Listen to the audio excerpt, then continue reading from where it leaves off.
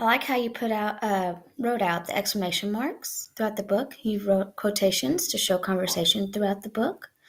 Um, you pointed out a whole lot of punctuations.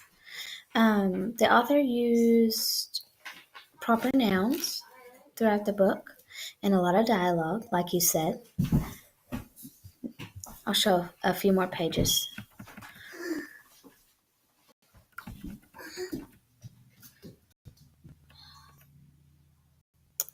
Here are some more proper nouns that the author used.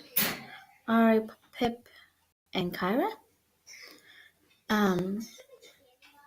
I like how there's a lot of characters in this book, so the way the author used pronouns and the way that he used dialogue showed a lot of interaction between all the characters.